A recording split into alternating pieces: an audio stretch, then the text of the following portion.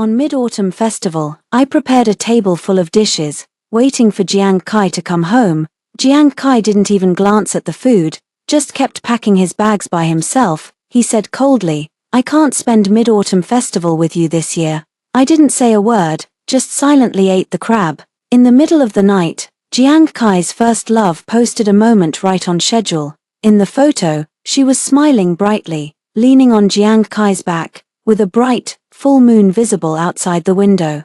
The caption read, "I raise my cup to invite the bright moon, with my shadow, we become a pair." I didn't launch into another hysterical interrogation, I just quietly gave it a like. Jiang Kai's call came through, a note of panic in his voice. "Don't overthink it. I promise I'll spend the Mid-Autumn Festival with you next time." After a few seconds of stunned silence, I gave a soft, quiet laugh and said nothing. "Next time, oh, Jiang Kai, there won't be a next time." By the time Jiang Kai got home, the holiday was already over. I used to meet him in the little garden, but not this time. A message from Jiang Kai came through. "Where are you?" I was having lunch and casually replied, "Eating at home." Not long after, Jiang Kai walked in, dragging his suitcase behind him. While changing his shoes, he said to me, "I'm hungry. Go make me a bowl of noodles and fry a sunny side-up egg." Normally, I would have gone to fry the egg for him without a second thought, but this time I just spoke flatly. "I'm done eating. You should order some takeout for yourself." Jiang Kai shot me a displeased look, but he held back his anger and said, "I know you're still upset about what happened during Mid-Autumn Festival, but could you please not pick a fight with me right now? I'm really hungry." I turned back with a smile and said, "I'm not angry." Jiang Kai didn't buy it. She was all alone in Beijing, and it just happened to be Mid-Autumn Festival. I was just keeping her company for the holiday, simply being a good host. I replied flatly, "Yeah, I know." Jiang Kai looked into my eyes as if trying to see right through me. Then he lowered his gaze, suppressing his displeasure as he asked, "Is this really necessary? I'm exhausted today. I don't want to argue. Can you just be reasonable?" I met his gaze and explained patiently, "I'm not arguing with you. Are you finished? I need to go do the dishes." Jiang Kai fell silent for a long moment, then pulled a necklace from his pocket and handed it to me. Looking down at me, he said flatly, "A gift." The necklace had no packaging whatsoever, a stark contrast to the beautifully wrapped one she had flaunted on her social media. I didn't show a hint of delight, merely replying politely, "Thank you." After I finished speaking, I fell silent. A flicker of displeasure crossed Jiang Kai's eyes. "That's it?" he asked, annoyed. I replied calmly, "That's it." Jiang Kai's face turned ashen.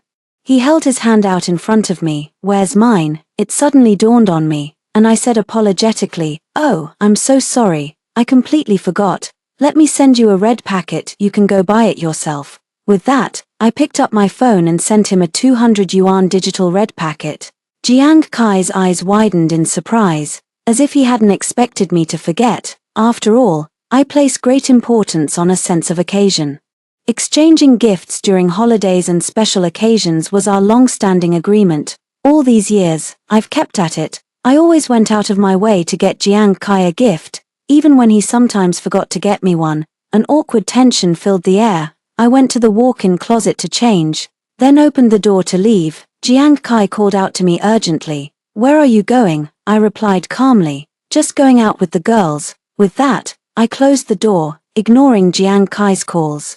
Ever since I got together with Jiang Kai, I turned down all invitations because he once said he didn't like me running around. As a result, all my friends found me a buzzkill. Knowing I had strict rules at home, they stopped inviting me altogether. Finally, I can have a proper get-together with my besties. As we were leaving, my friends all complained to me, "We thought you ditched us for a guy. Don't do that again. No man is more important than your girls." I nodded in full agreement. From now on, I'll be at every girls' night I can make. I promise. Ever since I got together with Jiang Kai, he became my entire world. I ended up revolving my entire life, both work and personal, around him, only to lose my own social circle and friends. Looking back now, it was a really unwise choice. I glanced at my phone and saw that Jiang Kai had returned the red envelope. By the time I got home, it was already 3 a.m. I turned on the light, only to find Jiang Kai sitting on the sofa.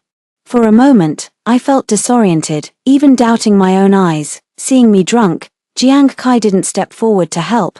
Instead, his face showed the exasperation of someone watching hopelessly as iron fails to become steel. He spoke with disdain. Jiangji, have you no self-respect? If you're jealous, just say so. A married woman getting this drunk in the middle of the night, is this any way to behave? My head was spinning, and I staggered to the couch. Leaning against the wall for support before collapsing into it, Jiang Kai caught a whiff of the alcohol on me and frowned almost imperceptibly. Didn't I tell you I don't like those friends of yours? Have you been out carousing with them again? Xia Ji and I aren't in the kind of relationship you're thinking of. We're just friends at this stage. You really didn't need to drink yourself into this state over her. Propping my head up, I retorted impatiently, you're reading too much into it. I just had a few extra drinks because I was having a good time with friends. Seeing me like this, Jiang Kai's voice grew irritable. Enough, I've already given you a way out. What more do you want? Don't push me. My patience has its limits. I'm not a saint who can indulge you endlessly. My head was pounding, and the sound of his voice only made it worse. I rubbed my temples. Are you finished? If you are, I'm going to bed. Seeing this, Jiang Kai took a deep breath, reined in his temper, and stood up to help me, but a final shred of reason held me back, and I avoided him. Staggering, I made my way into the guest room, locked the door behind me, and paid no mind to Jiang Kai's knocking from the hallway. That night, I fell into a deep, heavy sleep, one that felt unusually peaceful and sound. When I woke in the morning, Jiang Kai was sitting silently on the living room sofa. His face was terrifyingly dark, and I knew he was furious, but I didn't try to placate him. I just washed up and left the house. I went to the dance company and handed in my resignation. I had danced there before because it was close to home, making it convenient to look after Jiang Kai, but that's not necessary anymore. The dance company's instructors tried to persuade me to stay many times, but I firmly declined. Just last week, I heard back from the international resume I submitted. I got the job. Joining that dance company has been my dream since I was young.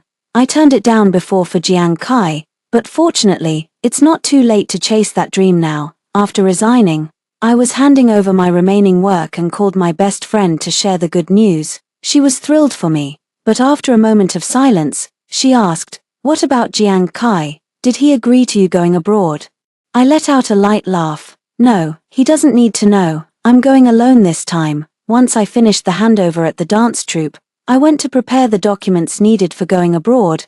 My parents are divorced. Back home, apart from a few childhood best friends, Jiang Kai is all I have. I used to feel that wherever Jiang Kai was, that was my home. But now, I have no home. I'm like duckweed, drifting wherever the current takes me, making wherever I land my home. After returning home, Jiang Kai was just about to head out, dressed in a sharp suit and a dark green tie. He cut an imposing figure. Seeing the birthday cake in his hand, I understood immediately. Today was Xiaji's birthday. Jiang Kai was on his way to celebrate it with her. He was on the phone, his voice brimming with delight. All right, stop guessing. If I told you what the gift was, it wouldn't be a surprise, would it? Just wait for me to get there."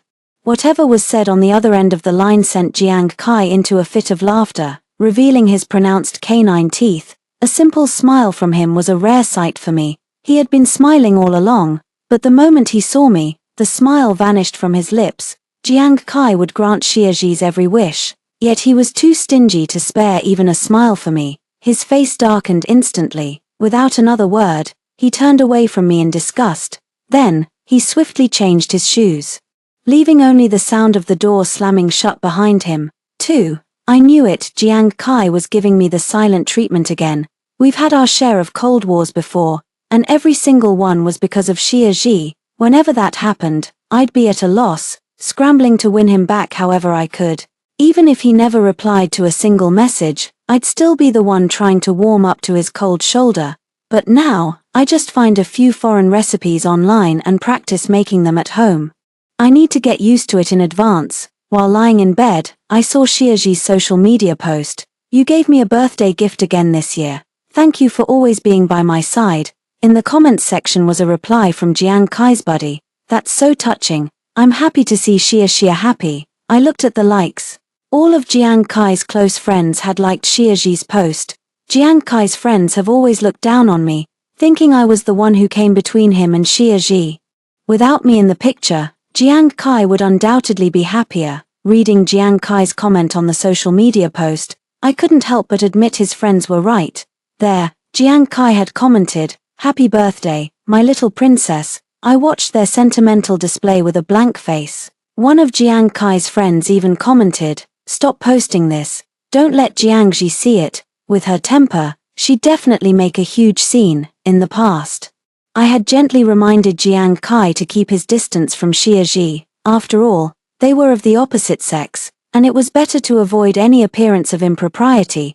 But Jiang Kai's friend called me petty and mocked me, saying I was controlling him too tightly, even trying to strip him of his basic right to have friends. Hearing this, Jiang Kai just tacitly agreed with his friend and then turned to scold me, saying that as a woman, I should be more magnanimous.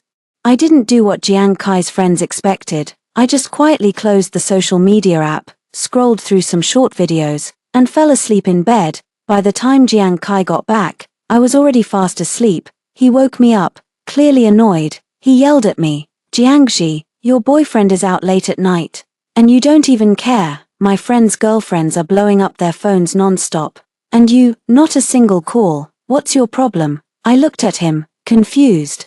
Not understanding what he was so angry about. I used to do the same thing, and he said, "I'm in a relationship with you, not a prison sentence. Please, give me some breathing room. I feel like I'm suffocating." Now that I've stopped keeping tabs on him, he turns around and accuses me of not caring. I have no idea what he actually wants anymore. But I didn't bring up the past. I just replied calmly, "You're out with your friends. What would it look like if I kept calling?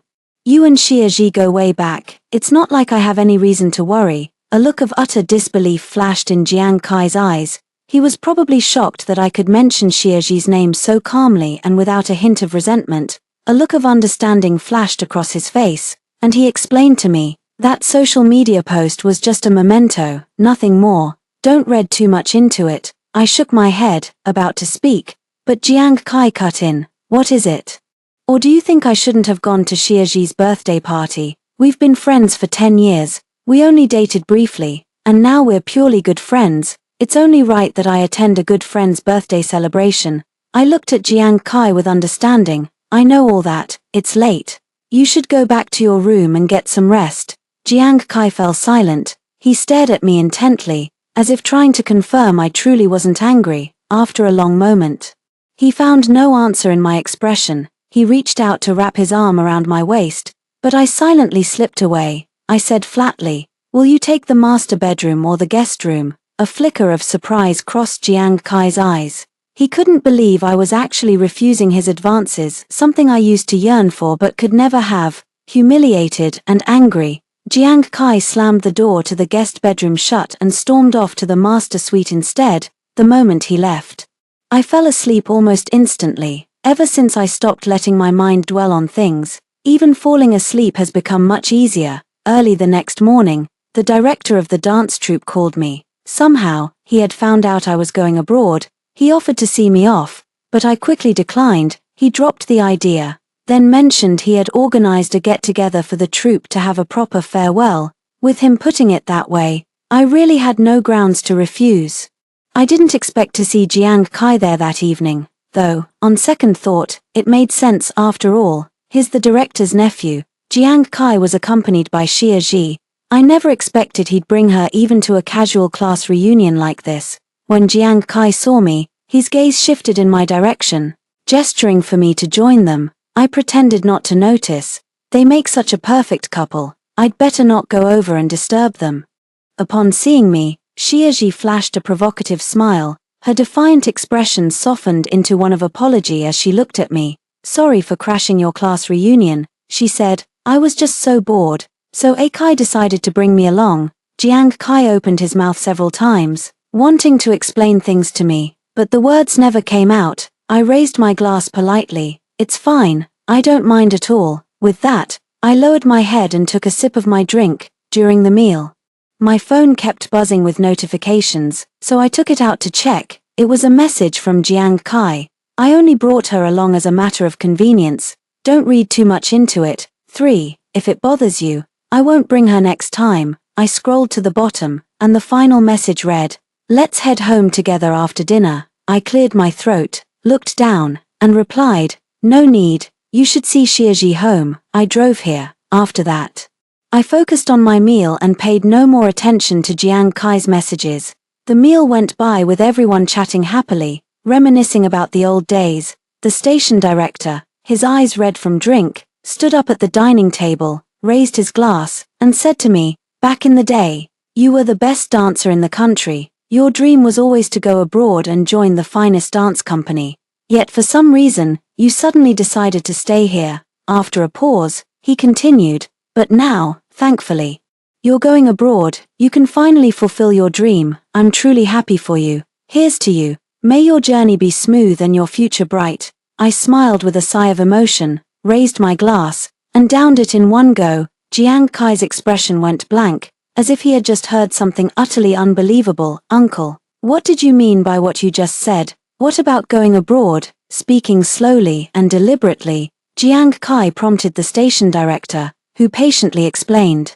"You didn't know, Jiangxi is going abroad, barring any surprises. This is our last meal with her. It'll be hard to see her again after this." The station director was unaware of my relationship with Jiang Kai, so he wasn't surprised that Jiang Kai was in the dark. Jiang Kai's eyes turned bloodshot at the words. He scrambled to his feet and dragged me outside without a second thought. I stood in the corner, locked in a silent standoff with him. He was the first to break the silence. "Going abroad, what are you talking about? Why didn't you discuss this with me? Why didn't you tell me?" His voice trembled, his eyes filled with disbelief and fear. It took me a moment to respond. "Oh, you mean that," I said, "when I found out you were with Xiaji at Disneyland, I didn't want to bother you." My tone was distant and polite, instantly creating a chasm between Jiang Kai and me. Hearing this, Jiang Kai looked visibly awkward, yet he took my hand and said, "No matter what, I'm still your boyfriend. You should share things with me." I nodded in surprise. In the past, I used to tell Jiang Kai everything, down to the smallest detail. Jiang Kai said impatiently, "I'm not interested in your business. Don't send me this nonsense and clutter up my phone's storage." Jiang Kai let out a barely perceptible sigh. After a long silence, he asked, "How long will you be gone?" I thought for a moment and decided to lie to Jiang Kai, maybe 2 or 3 years. I never intended for him to find out about this. "Today was just an accident," Jiang Kai exclaimed in surprise. "That long?" I lowered my head in silent admission, and the atmosphere grew tense. Jiang Kai suddenly let out a sigh. Looking at me, he said, "Let's go home together in a bit." After Jiang Kai finished speaking, his eyes sparkled with anticipation, waiting for my response.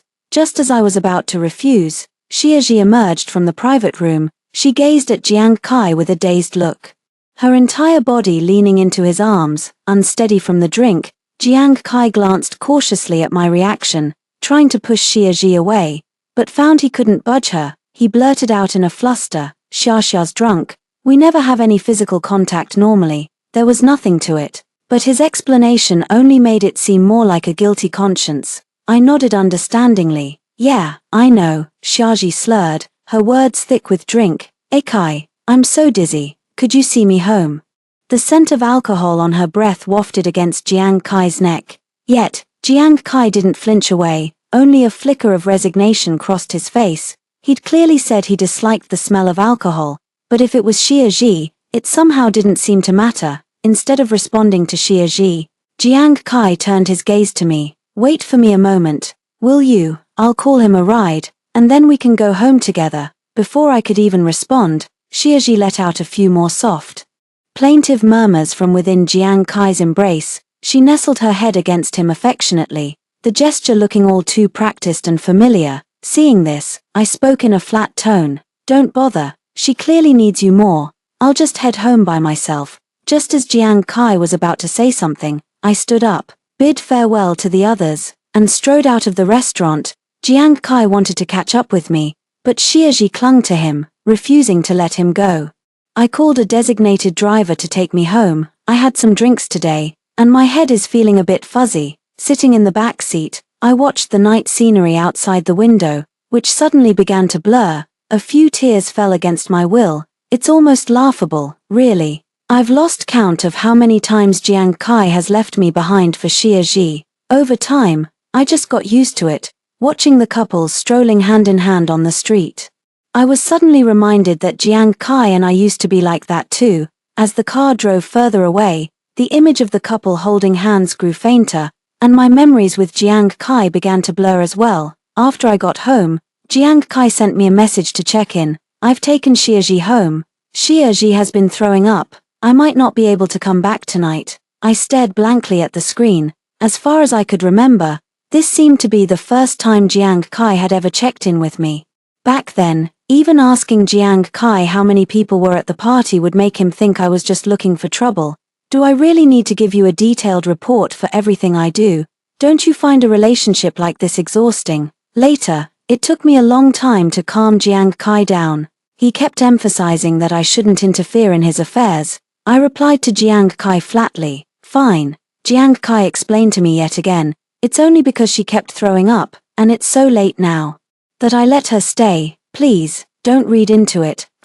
I replied with a flat, indifferent, "Okay." After that, Jiang Kai didn't send any more messages. That night, I was in the bathroom, vomiting over and over. I wasn't the only one who got drunk at that party. Xie Ji wasn't alone in that. I'm used to drinking beer, so I was surprised when just a little bit of baijiu got me drunk today. I was up sick until late at night before I finally made it back to bed. I tossed and turned all night, which left me with dark circles under my eyes the next day. Jiang Kai came home around noon, just as I was eating the clay pot kanji I'd ordered. In the past, if I ordered takeout, Jiang Kai would have scolded me for eating junk food, but today, he surprisingly came over instead. "Is it good?" I looked at him in surprise and nodded. Sitting at the table, he looked into my eyes and said, "You have no idea how much trouble it is to look after a drunk." As soon as she sobered up, I came straight home. I could hear the guilt in his voice, but I chose not to call him out on it. "Oh, well, you've had a long day then," I said calmly. A flicker of discomfort crossed Jiang Kai's face. He hadn't expected me to be so agreeable. His smile at the corners of his mouth was stiff.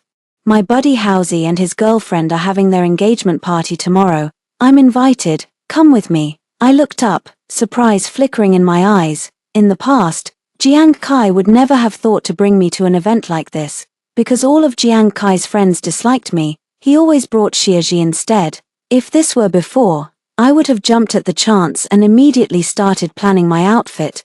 But I just kept eating my kanji, expressionless. "Forget it," I said. "I won't go and ruin the mood for your friends." Jiang Kai's smile faltered, and the hand he had extended towards me froze mid-air. He awkwardly withdrew his hand and assured me, "You're my girlfriend, he won't have a problem with you." I looked up at him. To my surprise, his expression was completely earnest as he said it. I remember a time when his friends put me down, saying I was inferior to Xie Ji in every way. Back then, I had cast a pleading look towards Jiang Kai.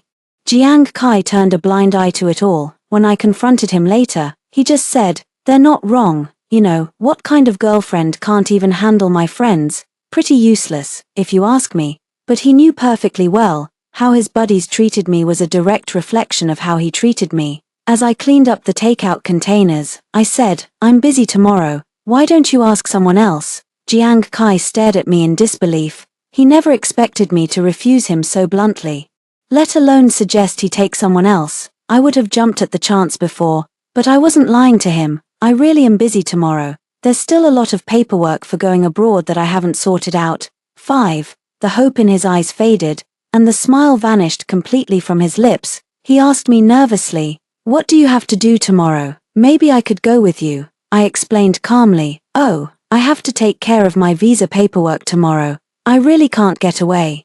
"Your buddy's engagement party, it's only right that you be there. I'll be fine on my own." Hearing this, he looked at me and asked tentatively, "If you're not going, should I take Xie Ji instead?" In the past, just hearing the name Xie Ji would have made me fly off the handle. But now, I just smiled and said, "Sure, that's fine." He tried to find a trace of jealousy on my face, but couldn't find any. He couldn't help but ask, "Jiangji, why aren't you jealous at all?" I looked at him.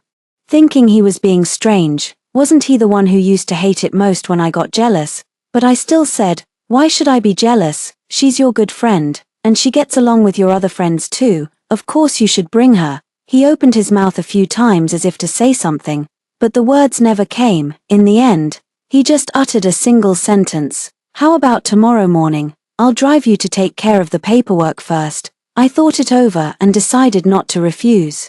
My head was feeling fuzzy, and I really didn't feel like driving anyway. Having someone give me a ride wasn't such a bad idea. Seeing that I agreed, Jiang Kai reached out to take my hand, but I pulled away. His face was a mixture of confusion and displeasure. I began to explain. I didn't sleep well last night either. I'm going to catch up on some sleep. You should get some rest too. With that, and ignoring his look of surprise, I opened the door and went into the bedroom. Early the next morning, Jiang Kai was up and had breakfast ready. After we ate, he picked up his car keys, ready to give me a ride. As I settled into the passenger seat of Jiang Kai's car, a strange sense of unfamiliarity washed over me. It had been so long since I'd last been in Jiang Kai's car. Once, when I was caught in the rain without an umbrella, I asked Jiang Kai to pick me up. He frowned, looking genuinely puzzled as he said, "You're an independent woman, don't always rely on a man, what's a little rain?" I later saw on Xiaji's social media that Jiang Kai had gone to pick her up that day. From that day on, after I bought my own car, I had even fewer chances to ride in his. Jiang Kai was in the driver's seat.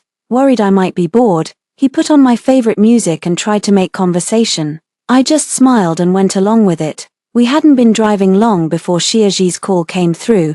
Jiang Kai looked flustered, constantly glancing at me for a reaction. Seeing this, I said calmly, "Go ahead and answer it." 6. Xiaji's voice filled the car. "Hey Kai, I'm all packed. Come pick me up," Jiang Kai said in a rush. "Just take a cab yourself." Hearing that, I was taken aback. Jiang Kai actually refused Xiaji. Now that's something you don't see every day. Xiaji hadn't expected Jiang Kai to turn him down, but he wasn't ready to give up yet. "Hey Kai, you know how it is out here. It's too remote to get a cab. Besides, you always used to come pick me up, didn't you?" Xiaji pressed on. "If you don't come get me, I'll have no choice but to walk." A flicker of hesitation crossed Jiang Kai's face. In the old days, I would have already been told to get out of the car. Every time Xiaji needed him, he'd turn to me and say, "It's easy to get a cab here in the city center. But her place is out of the way. I should go pick her up. You can just grab a taxi." Sensing his hesitation, I spoke up thoughtfully. "Go ahead and get her.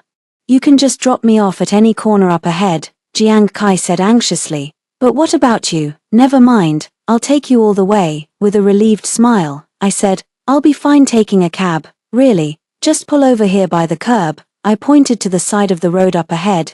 Jiang Kai hesitated for a moment, but still pulled over. After getting out of the car, he said to me, "I'll be home early today." I nodded. He then looked at me with concern and asked, "Is it easy to get a taxi here?" "If it's too difficult, I won't go pick him up." I looked up and urged him, "It's fine. You should go. It would be so rude if you're late." Jiang Kai's car drove off, leaving a trail of exhaust in its wake. I went to take care of the paperwork. Staring at the date on my phone, I counted on my fingers. 5 more days, and I'll be going abroad. Back home, I was scrolling through short videos. In one clip, Haozi and his girlfriend were sharing a passionate kiss, while the people around them teased Jiang Kai and Xiaji. Haozi said to Jiang Kai with a laugh, "Bro, you need to get a move on too. A good woman is right by your side. You should cherish her." As he spoke, his gaze shifted to Xiaji, who blushed with embarrassment. Meanwhile, in the video, Jiang Kai appeared visibly unsettled. Just then, a message from Jiang Kai arrived on the phone. "Jiangji, did you see that video? They were just messing around and joking. Please don't be upset." I replied, "I saw it, it's just a joke, I'm not angry." Jiang Kai didn't reply to any more messages after that, nor did he come home early. I didn't wait up for him. I just had dinner and went to bed. Jiang Kai didn't come back until almost noon. I didn't ask him anything, just sat on the sofa and said, "I didn't cook. If you're hungry, order some takeout." Changing his shoes in the entryway, Jiang Kai explained to me, "They were having too much fun last night and wouldn't let me leave, so I just ended up staying at the hotel." 7.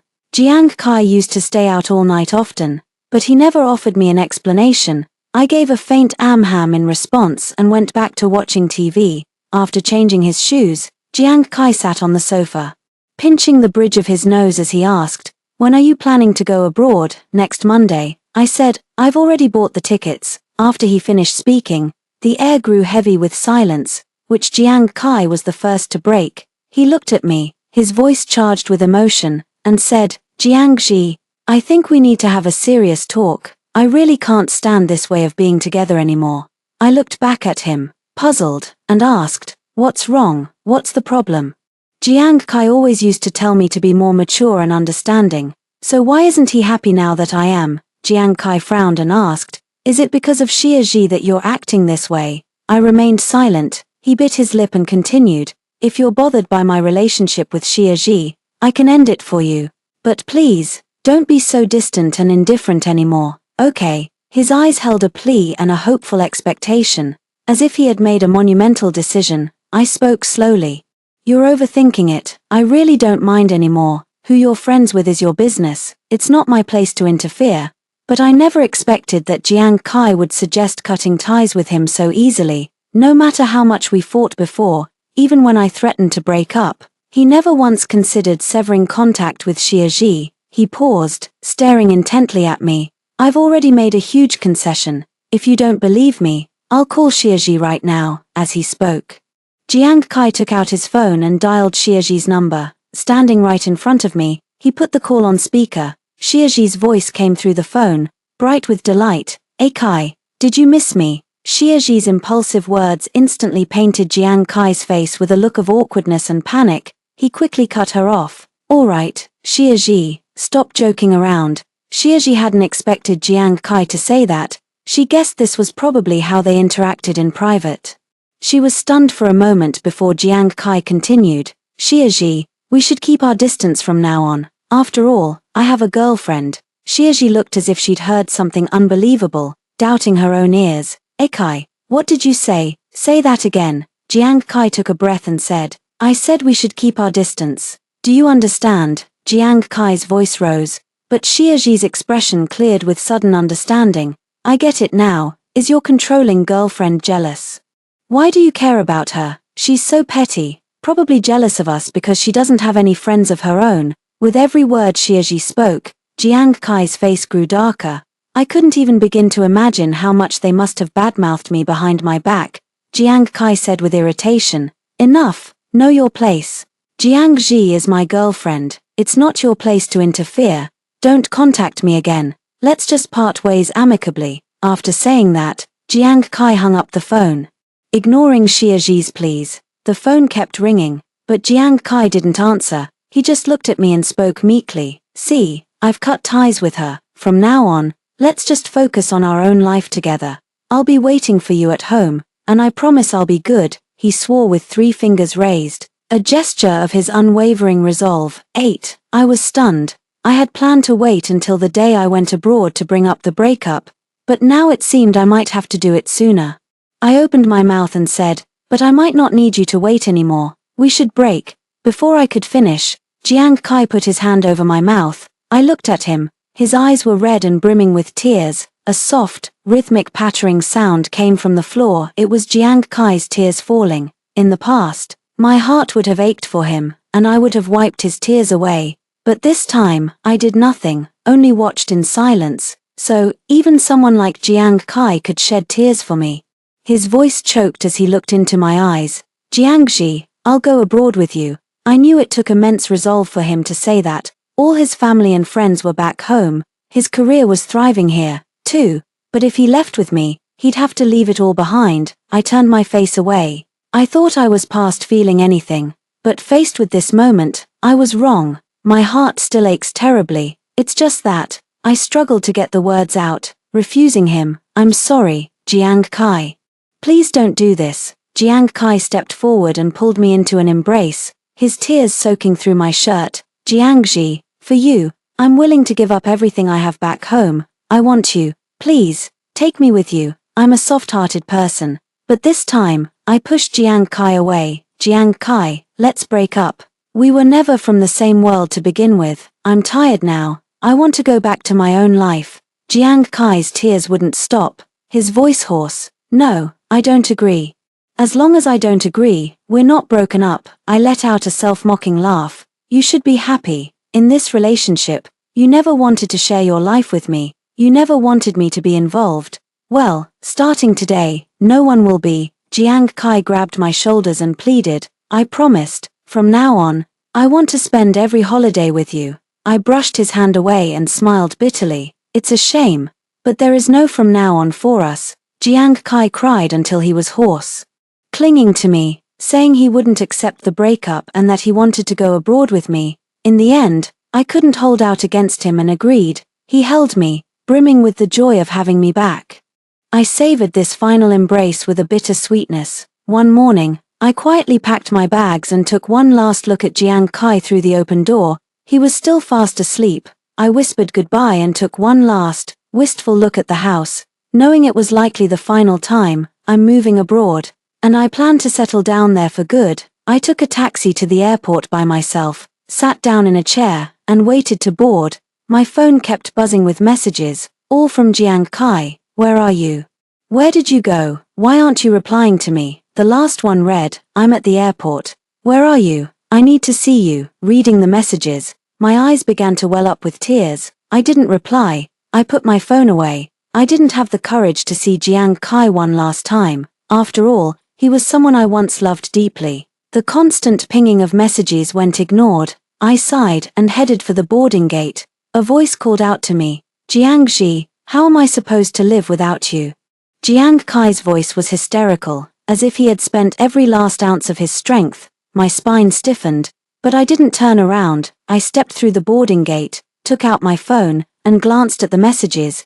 Jiang Kai said, Jiangxi, you lied to me. I let out a bitter laugh and sent my final reply. You've lied to me so many times. It's my turn now. In the past, Jiang Kai had lied to me countless times, claiming it was just a casual get-together with friends and that she wouldn't be there. But I found out the truth every single time. All I remember is how much it hurt when I was the one being deceived. I wonder if Jiang Kai will feel the same sting this time. I landed abroad, and someone from the dance company was there to pick me up. I was settled into an apartment. It wasn't large, but it had everything I needed. I didn't reply to Jiang Kai's message. I blocked him, after all. With him no longer part of my future, there was no point in keeping him around. A year passed, and I gradually settled into life in the UK, making many new friends along the way. I've achieved the dream of my youth, but the dream of my adulthood never came true. I always dreamed of marrying Jiang Kai and building a family with him. Yet, that dream was doomed to be shattered. While I was at work, an unknown number called. It was from back home. 9, I knew it was him, but I answered anyway. On the other end of the line, he was crying so hard he could barely breathe. His voice trembled as he accused me. It's not 2 or 3 years, is it? You lied to me again. I paused, then said with a sense of finality, no, I'm not coming back. Jiang Kai, please don't call me again. The call ended, severing the last thread between Jiang Kai and me for good. Gazing at the towering buildings outside, I knew that from then on, our paths would run parallel, like two lines, destined never to meet. Story 2. The little puppy I've been supporting at a high cost for 3 years has been finding all sorts of excuses to quarrel with me frequently recently. This time, he disappeared for 5 days. Following the credit card consumption records, I came to a bar, then I heard him chatting with someone. Gary, the plane to pick you up has been here for 2 months, and you're still hiding and not leaving. Don't tell me you've really fallen for that old woman. Gary still looked gentle as ever. What nonsense are you talking about? I'm afraid she'll chase me back to B City. I have to wear her down first so she'll give up and break up with me on her own initiative. I sighed. What a pity. It seems I can't use him to get resources anymore. Hello, everyone. Welcome to my channel. Subscribe us to read wonderful novels every day. Now the story begins, outside the private room, just as I was hesitating whether to pretend I didn't hear and get one last profit, or burst in and break up with him once and for all. A waiter walked up behind me. Excuse me, is there anything I can help you with? Suddenly, the door of the private box opened. I met Gary's face, which showed a flash of panic. I scanned him from head to toe. A suit, a watch, and shoes. I bought them all. Not one less. It was still the outfit he wore when he ran away from home 5 days ago, not a single scratch on his body. So I was completely relieved. I took a step forward, forced out some tears, and got into character in a second. Gary, what are you talking about? What B-City? What break up? Gary's face looked extremely ugly, but the person beside him spoke up for him. Our Gary's real identity is the eldest young master of the Jacksons family in B-City, with a net worth of tens of billions. If you know what's good for you, let go of him quickly. I pinched my palm again, looking at him with tear-filled eyes. Gary, is what he said true? As long as you say it's false, I'll believe you if you say so. Gary closed his eyes, his long and slender eyelashes fluttering non-stop, casting a shadow. He walked up to me. His 188-centimeter height was quite oppressive.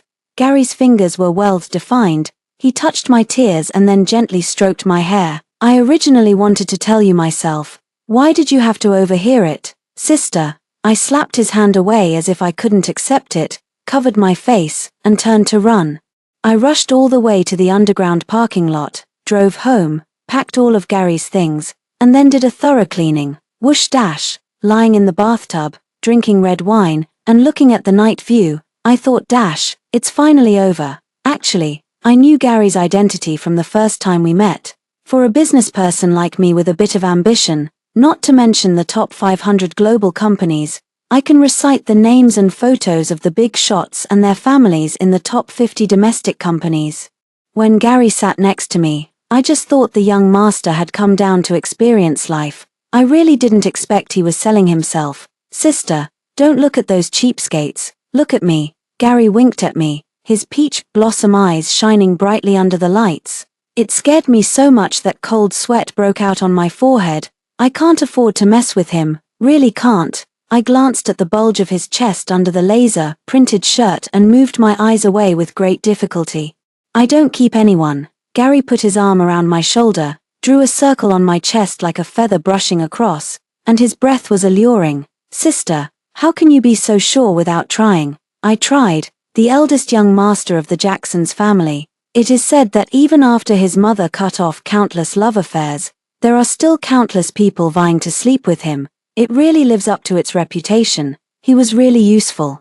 Even when his mother suddenly came to H-City and threw a check in my face, I still felt I had made a profit. While Gary was taking a bath, I thought for a long time whether to expose Gary's act of selling himself or pretend not to know. In the end, I decided to slip away. Exposing it would be embarrassing, and not exposing it would mean I had to pay.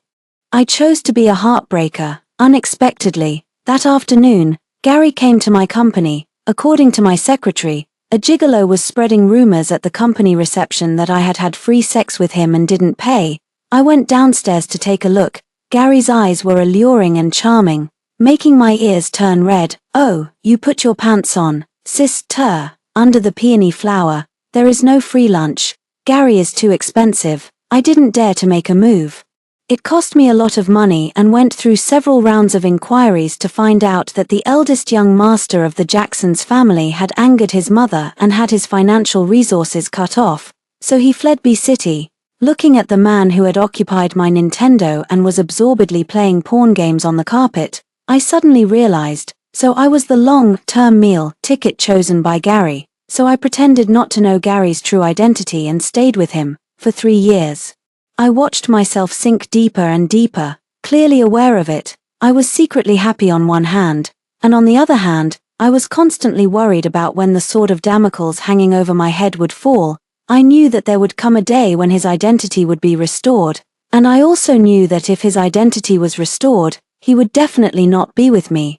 I held this candy without knowing its expiration date, loving each day as if it were the last. I gave everything I had, fulfilling his every request, but Gary is really hard to support. He demands the top notch in everything from food, clothing, to daily use. Even though my company has been growing bigger over these 3 years, I myself am on the verge of bankruptcy.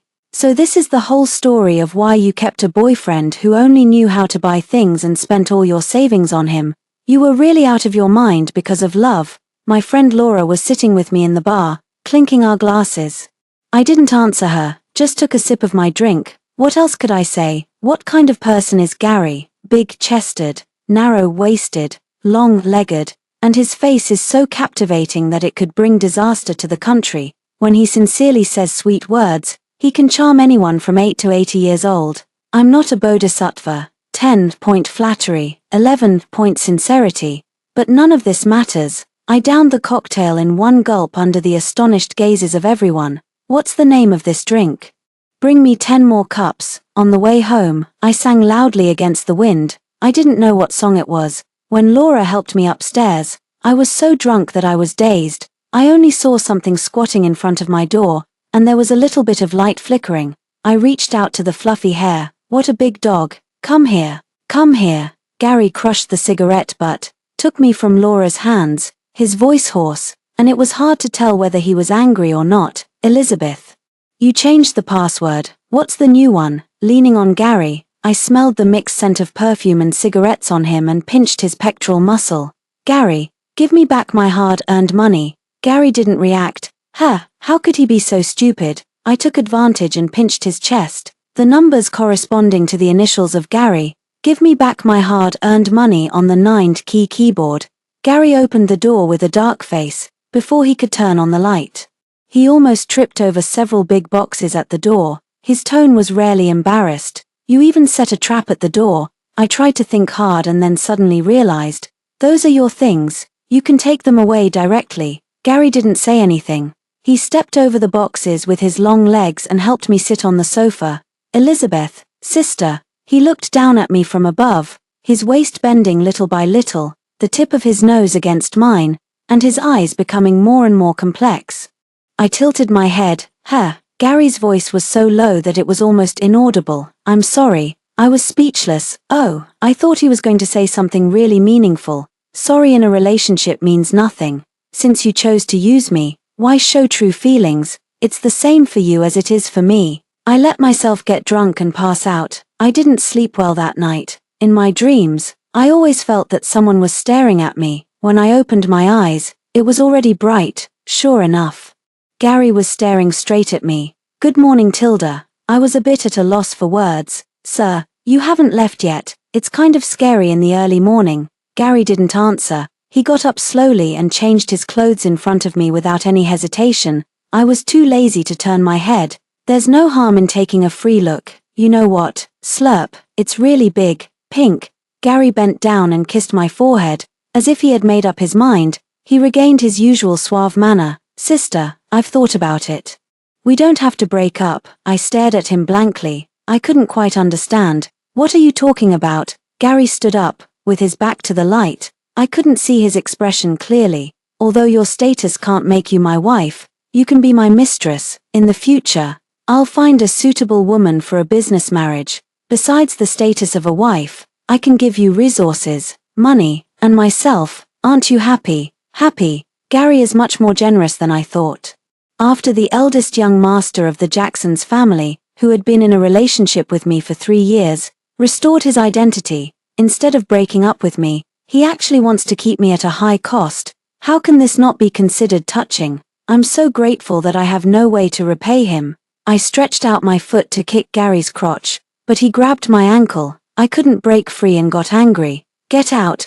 Gary wasn't in a hurry either. He put down my leg, and while tying his tie, he walked out of the door unhurriedly. Before leaving, he even gave me a wink. Sister, think it over carefully. In the living room, the things I had packed were all back in their original places, as if nothing had happened. Only the holes on the wall where the photos had been removed were barely visible. I sat on the sofa and covered my eyes. Love is really a harmful thing. 3 years ago, if it had been any other heir to a wealthy family, I would have run far away as soon as his hand touched my shoulder, not getting involved in any trouble. Just now, if it had been any other heir to a wealthy family, I would have obsequiously asked, are there any other colleagues? What are their preferences and taboos? I'll prepare some gifts to meet your sisters. My rationality has always told me what to do to maximize my interests. All I need to do is lower my head.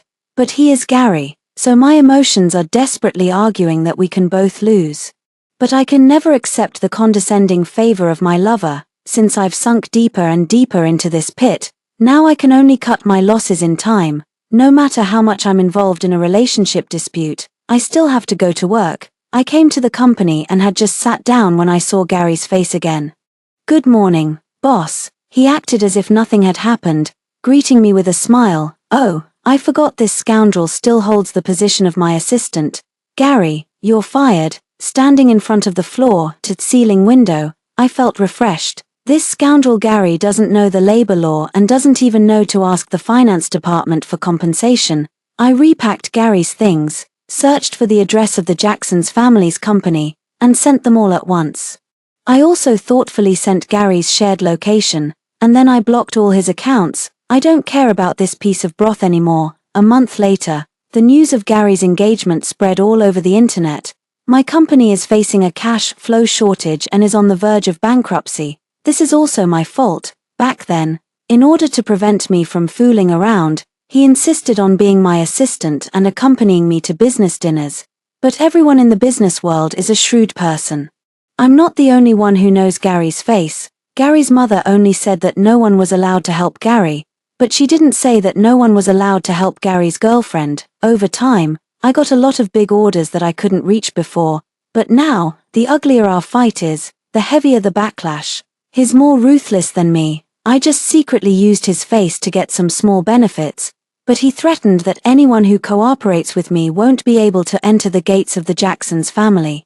I know he wants me to go to B-City and beg him obediently. He underestimated me. Am I such a spineless person? At 3 a.m., I was lying in bed, counting the crystals on the crystal lamp on the ceiling 372 times. Then I drank a whole bottle of red wine to boost my courage. Finally, I dialed Gary's phone number. It rang for 45 seconds and then was hung up. No one answered. I called again. No one answered. I called again. Still no one answered. Damn it. I was so angry that I threw the pillow out and turned off my phone. Gary, just wait for a lose-lose situation. The next day, when I woke up from a hangover, my head hurt terribly. As soon as I turned on my phone, a call came in. It was an unknown number. When I answered, Gary's voice was rather resentful. "Sister, you're so petty. I just didn't answer your 3 calls, and you didn't answer my 300. The young master of the Jacksons family in B-City really has a lot of influence." The Maybachs sent to pick me up formed a motorcade. "Elizabeth, now it's my turn to support you." Gary kissed my forehead at the door of the villa where he planned to keep me. The affection in his eyes was softer than the continuous white clouds in the sky. On the day we met, he introduced me to all his brothers at the club. "Hello, sister-in-law." His brothers were laughing and joking, almost each of them with a girl in their arms, as if they really gave me a proper status. How could that be possible? I looked at the innocent-looking girl in a sailor suit who was pouring wine for someone on my left, and then at the hot-tempered girl who was flirting with 2 people at the same time on my right.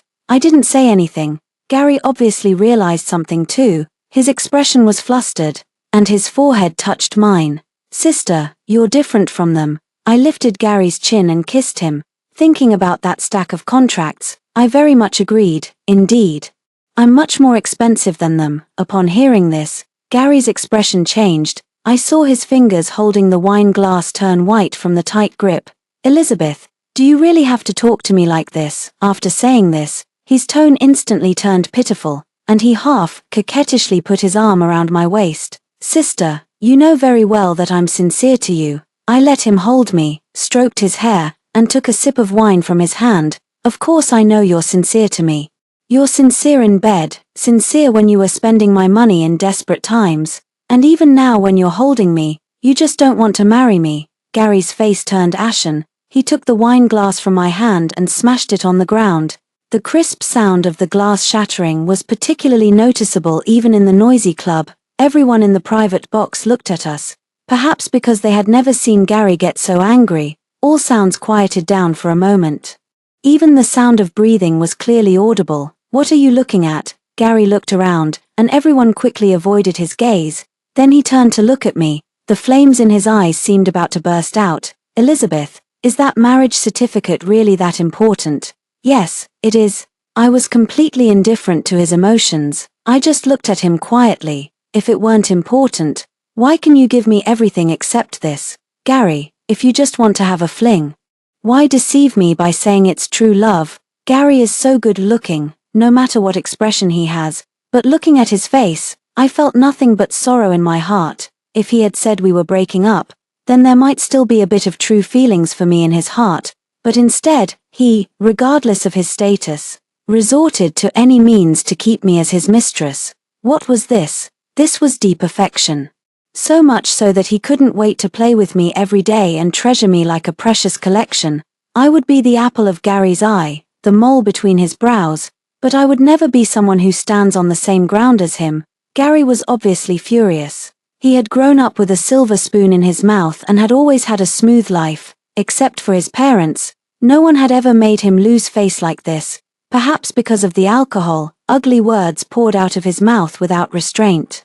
A fling. Am I not sincere? Then are you, Elizabeth, really in love with me? You think I don't know that you initially wanted to use my identity? You've made a lot of money in the past 2 years by using my name. Which woman in this club isn't more obedient than you? I listened to Gary's words and didn't refute a single one. He had finally spoken his mind. Maybe it was because my expression was too calm, or maybe the alcohol was wearing off, although Gary was scolding me. He almost started crying as he spoke. Sister, isn't it good for us to muddle along like this? No, it isn't, Gary. I, Elizabeth, can live without love, but I can't be looked down upon. Gary sat decadently at the wine table, his long legs awkwardly propped up, his head lowered as he spoke in a muffled voice. Sister, have a child for me. This is the biggest promise I can give you. You can never be my wife, but you can be the mother of my child.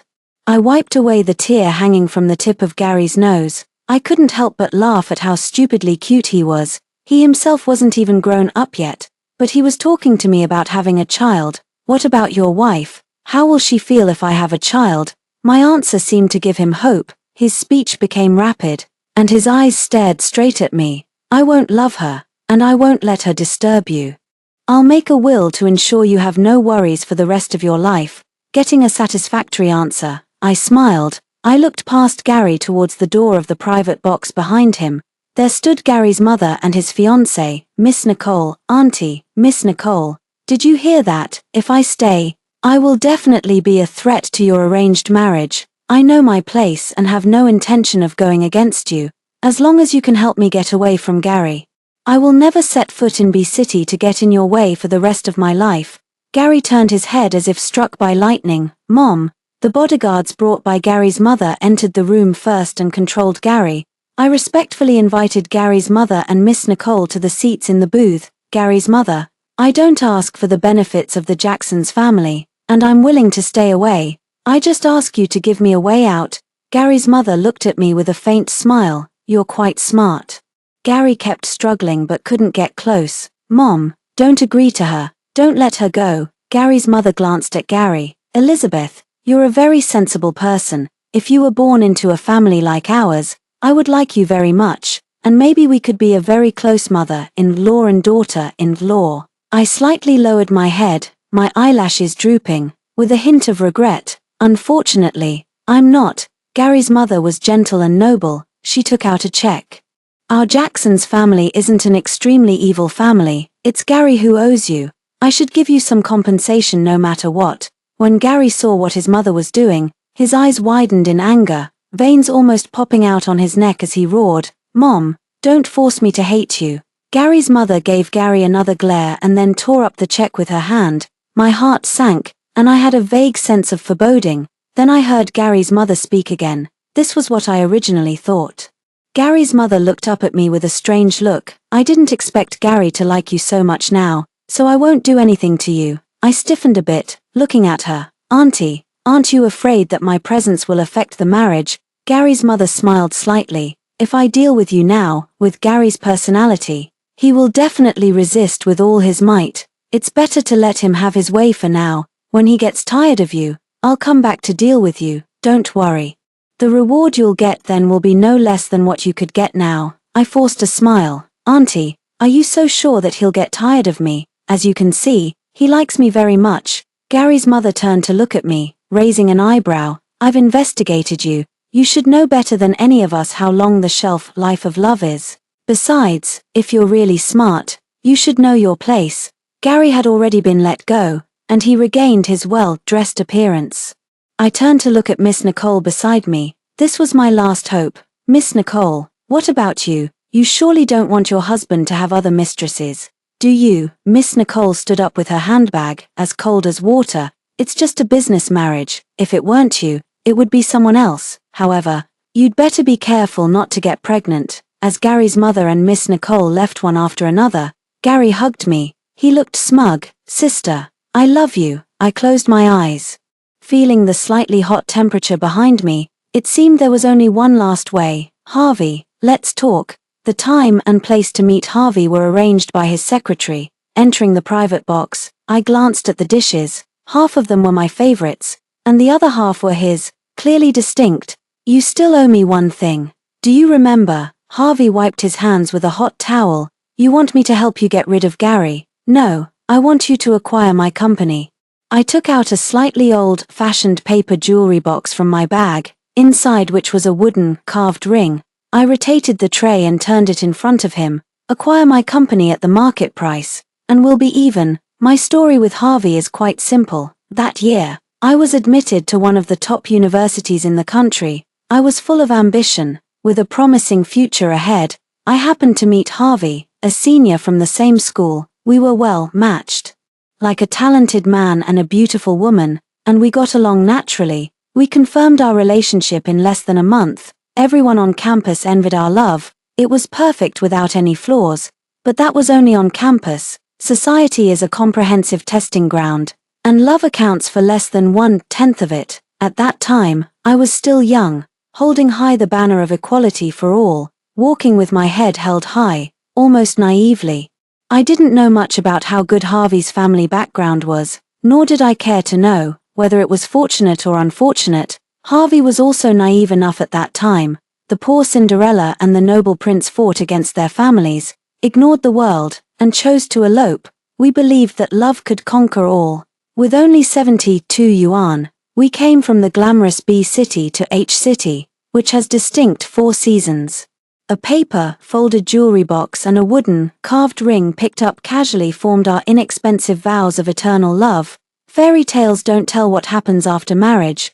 No one deliberately mentions how many trivialities of daily life there are after happily ever after. We couldn't even hold on for a year under the pressure from Harvey's family. It was a very peaceful morning. Harvey didn't wear the affordable undershirt we bought at the hypermarket after coming to H City. He put on the expensive suit he wore when he eloped with me. Elizabeth, I'm going back. Okay, our voices overlapped across time and space. I've never doubted love, but I don't believe in eternity. It's a pity. After so many years of hard work, I still have to look up at that invisible gap. And my new lover is also unfaithful. When Gary arrived, I was the only one in the private box, leisurely packing the leftovers. He was out of breath from running, and his hair was in a mess. Here. This is what you like. I've packed it all, Elizabeth. Gary shouted at me, always youthful, always as if he had eaten gunpowder. I checked the time, judging from the distance from the Jacksons' family to here. He found out I got rid of his surveillance in less than an hour. I was a bit speechless. Are you here to catch me having an affair? Gary gritted his teeth, walked over, raised his hand high, and the watch on his wrist kept flashing red. He picked up a plate and helped me pack. Who on earth did you meet? I picked up a piece of meat and held it in my mouth, speaking vaguely. My first love, my ex-boyfriend. Clatter. The plate in Gary's hand shattered on the ground.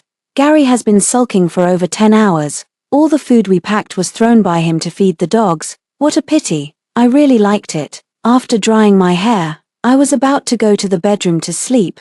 Gary followed me like a wandering soul. Seeing that I really didn't seem to plan to talk to him, he stood by my bedside, his tone resentful. Sister, you really don't even try to comfort me. The 188-centimeter tall figure just stood there, with more resentment than a ghost. Even with my eyes closed, his presence was so strong. I was really sleepy. It seemed that I couldn't sleep today if I didn't comfort him. I pushed the eye mask up to my forehead. We were in public, above board. We didn't even eat from the same plate. Gary shouted loudly, "Then what did you go to see him for? And you got rid of my people." I pinched the bridge of my nose. To sell my company. Gary was stunned. Then he reacted and quickly got into the bed, rubbing his furry head against my neck. His tone was full of pleasantly surprised. "You sold your company. You're not going back to H-City." "Yes." Did he, Gary, really think he would let me go back? Seeing that I acquiesced, Gary became even more excited, his tone getting sweeter. "From now on, I'll support Sister. Actually, Sister could also give the company to the Jacksons family. You don't have to worry about investments. Sister can just be a director and get paid. It's a pity that Harvey got a bargain. That's Sister's hard work." Of course, I couldn't give it to the Jacksons family. I turned my back to Gary, expressionless. It hasn't been many years since I started from scratch. Currently, my company has dozens of employees. And 80% of them are veterans who started with me from the very beginning. They're all in their prime and rely on this job to support their families. If the plan fails and the company goes bankrupt, I can start over, but my company and employees will surely be retaliated against. It's better to sell it to a wealthy family that can rival the Jacksons family. I'm just a small fry that can be easily stepped on. But Harvey's family, even the Jacksons family, has to think twice before provoking. And my past with Harvey, although not enough for him to protect me from Gary, can make him offer me a fair price under the pressure of the Jacksons family. It can also give me a promise that my employees won't lose their jobs. That's enough. Everything was simpler than I thought. First, I applied to a foreign university. I got my visa and bought my plane ticket. At the airport entrance, seeing Gary leading people rushing into the airport in a hurry, I made a detour and went to a hidden farmyard in the countryside of B-City that I had rented in advance. When I opened the door, someone was already waiting for me. It was Gary's mother. She was still as noble as when I first saw her. "Elizabeth, you've chosen a good place, but it can deceive Gary, not me." I put my hand in my pocket. "So, Auntie, are you going to hand me over to Gary?" Gary's mother's eyes became more and more pitying, as if she was looking at a delicate flower or plant. "Why would I send you back when you've worked so hard to escape?" The gate of the farmyard was suddenly closed by the bodyguards. The people brought by Gary's mother surrounded me. I clenched my fists, and my palms were soaked with sweat. The heart rate monitor on my smartwatch was jumping faster and faster, emitting a piercing alarm sound. I took out the small knife from my pocket and turned to run towards the door, but I was quickly caught and pushed to the ground.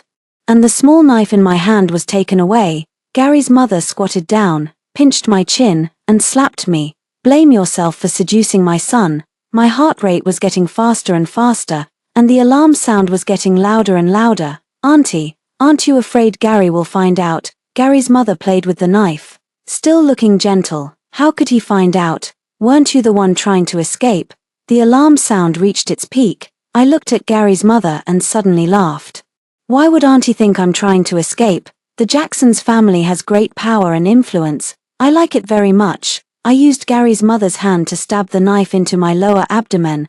Blood splattered on Gary's mother's face, shattering the calm on her face. I looked at Gary, who burst through the door, with a look of panic and fragility. "Gary, I'm pregnant. Save our child." "No." In my blurred vision, I saw Gary desperately holding me and breaking through the encirclement of his mother. Through the chaos, I saw the panicked expression on Gary's mother's face for the first time. I buried my head in Gary's chest, my shoulders shaking as I almost burst out laughing. Fate, even if it's tinged with blood, it has to be in my own hands. When I woke up, Gary was by the bedside, looking haggard with red-rimmed eyes. When he saw me wake up, tears streamed down his face. I'm sorry." I had never seen Gary so broken down. I wanted to touch him, but as soon as I moved slightly, the pain in my lower abdomen spread throughout my body. I felt a rare bit of pity and finally gave him a chance. "Gary, let's part ways amicably." Gary held my hand, tears and snot all over his face. "Sister, I'll change. I know I was wrong. I'll change everything. Don't leave me." My eyes were blank as I forcefully pulled my hand out of his. "What about your mother, and your fiancé? They won't let me go." Gary buried his head, and his tears soaked a large area of the bedsheet. People always grow up in the moment they bow their heads, just like Gary now. I won't listen to them anymore. I'll call off the engagement. Gary kept his word, even though I was carefully protected by him in the hospital. I could still see the news of the cancellation of the engagement between the Garys and Nicola's families, which was making a huge stir online. Naturally, the Nicola's family and Gary's mother didn't agree, but this time, Gary seemed to have grown all the rebellious bones that he hadn't had in the past 20-odd years and fought to the end. Even he, who had always been indifferent to business, started to seize power from his mother. When Gary's father passed away, Gary was too young, so the Garys group naturally fell into the hands of Gary's mother. But as Gary grew up, there were more and more voices in the company calling for the young master to take over. In the past, Gary, disdainful of money, paid no attention, but now that he wanted it, he also had 100 responses to his call.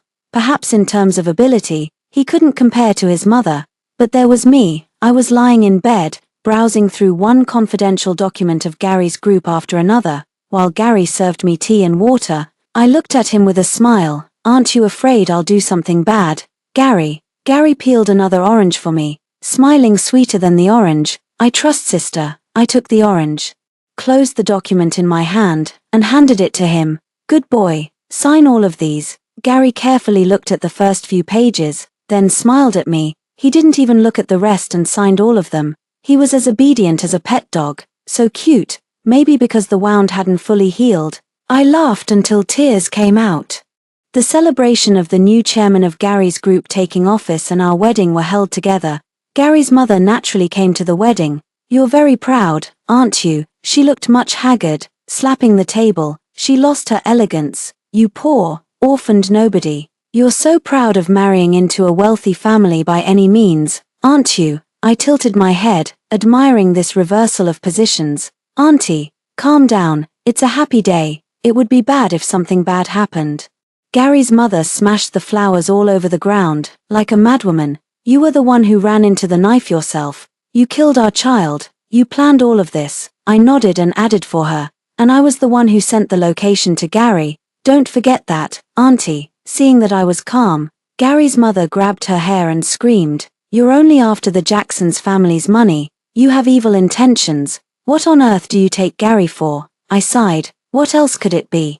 Of course I'm after the money. As for Gary, he's a stepping stone for me to climb up the social ladder, a ladder for me to rise. When my voice fell, there was a moment of silence all around, as if something had secretly changed. Then Gary's mother showed a strange smile, as if saying that I had finally revealed my true colors and that I was doomed. She turned around, pointed at me, and laughed maniacally. "Ha, Gary, did you hear that? Do you still want to marry this woman who's using you?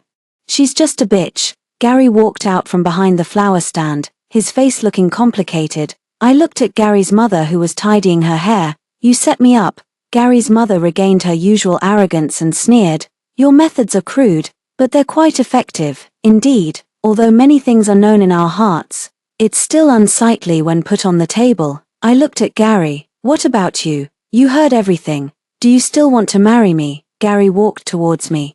Under the increasingly delighted smile of Gary's mother, he hugged me and gave me a kiss. Of course, the smile on Gary's mother's face froze, and her expression became distorted, looking a bit comical. Then she roared, "Gary, are you crazy?" I patted Gary on the back and walked up to Gary's mother. I really felt pity for this woman who had been proud for half her life. "Auntie, I forgot to tell you, all the shares of Gary's group are in my hands now. I'm the new chairman of Gary's group."